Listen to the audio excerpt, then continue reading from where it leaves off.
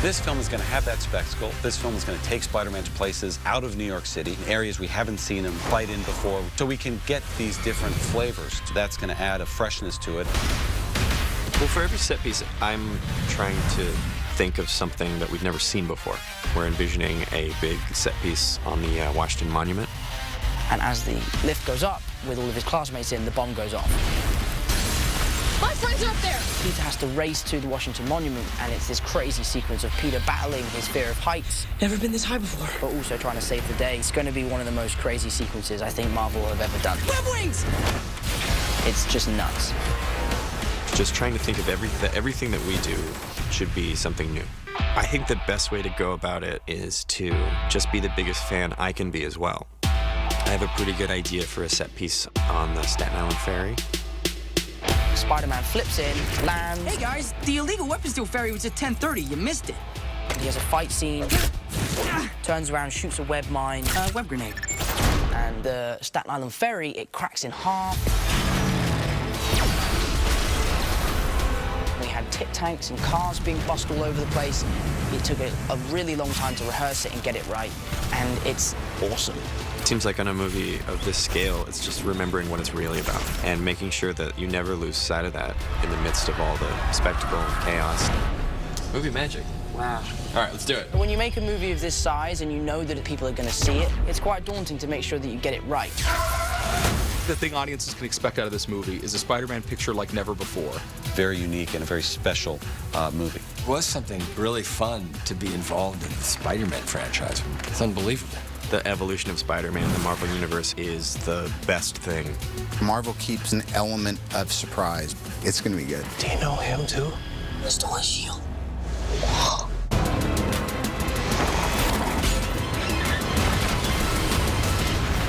The whole cast, when we're all together, it's been such a delight. Woo! Since day one, Jacob and I hit it off immediately.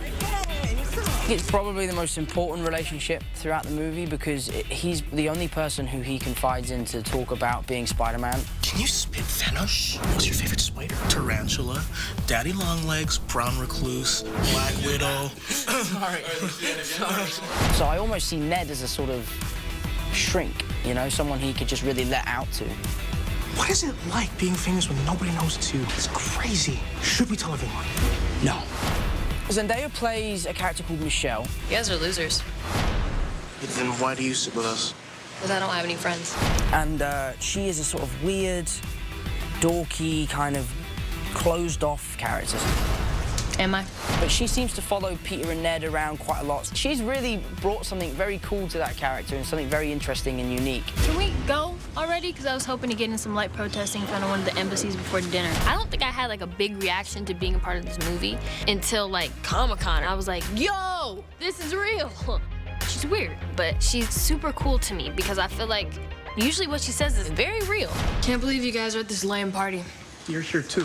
One of the main differences in the previous movies is that we don't really have a bully. His main rival is Flash. What's up, Parker? They have this really funny back and forth. You can't just quit on us, stroll up, and be welcomed back by everyone. Hey, welcome back, Peter. Flash, you're back to first alternate. What? But he is so much like himself in the movie. It's crazy. Tony's so funny. I feel like I'm actually becoming more and more like my character. I'm always like the guy that you're like, Flash, right? Yeah, kind of. And in real life now it's like, Tony, right? I grew up a comic book nerd. It's kind of like a dream come true to be a part of Spider-Man. None of this is real. It's real, buddy. Love you guys. It's real. Peter's love interest in this movie is Liz. Liz get a new top. He's madly in love with her. She's the best-looking girl in school. He doesn't think that he can win her over, but just by being himself. It's just Spider-Man. Oh my God, she's crushing on Spider-Man. No way. Peter knows Spider-Man. If you say I'm Spider-Man, you can get any girl in the world, you know, because you're a superhero. And it's quite interesting to play those scenes knowing that you as a character have that golden ticket, but you can't play it. She's played by Laura Harrier, who's fantastic. This is really important to you. This is my future. She is really driven and smart. She's a senior, so she's a bit older. Everyone else is a sophomore, so she's kind of like the wise, like, popular girl in school. Can't bail a week before nationals. We've had so much fun on set together. We've become really good friends. It's just like a great experience working with him. I'm sorry. Gotta go. Casting the character of Aunt May, we started saying, well, wouldn't an aunt be a little more like a big sister or someone much closer to an age than the classic in the comic? And then we just started trying to think of the best actresses we could think of.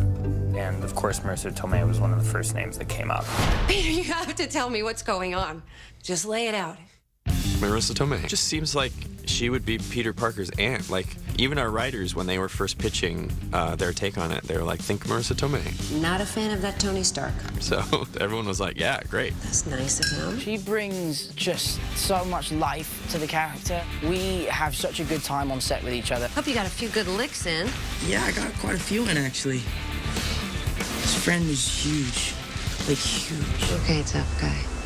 The big brother relationship is between Happy Hogan and Peter. Happy's kind of your point guy in this. Don't stress him out. Young Peter Parker, on behalf of Tony Stark, being vetted for membership in the Avengers. One of the great tropes of coming-of-age stories is the older sibling who's always there giving you a hard time. Happy Hogan plays that role. What's that? What are you wearing? It's my suit. I really like coming back in this capacity of a guy who's sort of the next generation looking after the new guy. Being back with Tom Holland and Jon Favreau was just crazy. And it reminded me of that kind of first Iron Man experience. John rang me up, was like, Robert's gonna do it. I was like, that's amazing. I thought it would take like a huge amount of persuading. They were like, nope, we rang him up, we asked him, he said yes. He loved being here. He was like a happy little kid on set. I'm going to pretend you didn't say that. It's a straightforward Spider-Man movie. There's always opportunities for heavy hitters dropping in to kind of support him. I was just trying to be like you. I wanted you to be better. This one's particularly fun for me. Feels like the old band's back together again. Those two have obviously known each other for nearly 10 years, and they know what to do, and it was really nice to just be thrown in at the deep end. The world's changing, boys. Time we change, too. A superhero movie is only as good as their villain. The Vulture is played by none other than Michael Keaton. The main bad guy in the movie is going to be the Vulture. The Vulture's realizing there's this black market, trading in MCU relics that he can sell this stuff on, and we're going to kind of see that guy's rise in this criminal underworld. Business is good.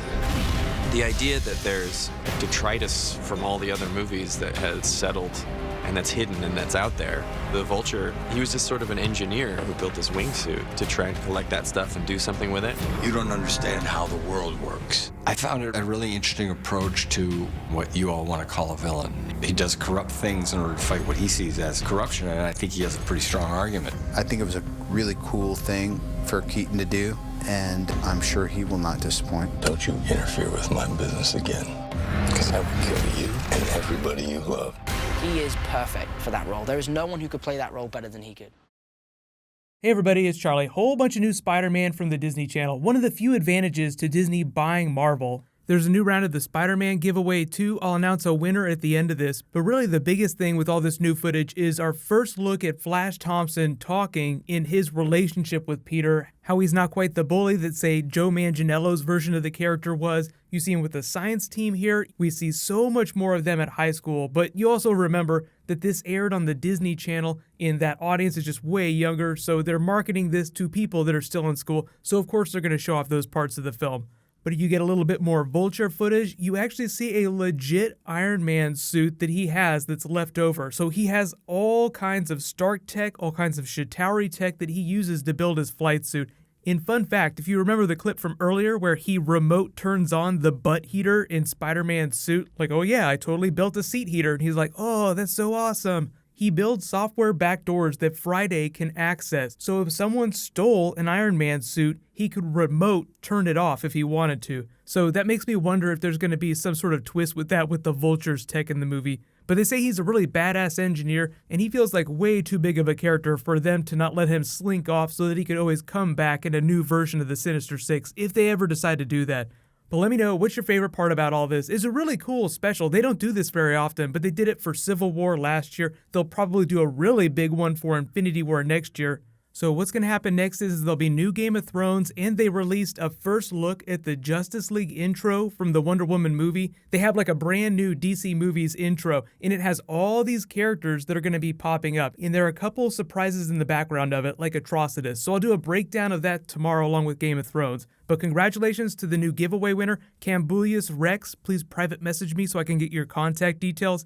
There was a new round in this video. I'll just announce the winner the next time I post a Marvel video. You can click here for part 1 of the special, and you can click here for brand new Rick and Morty Season 3.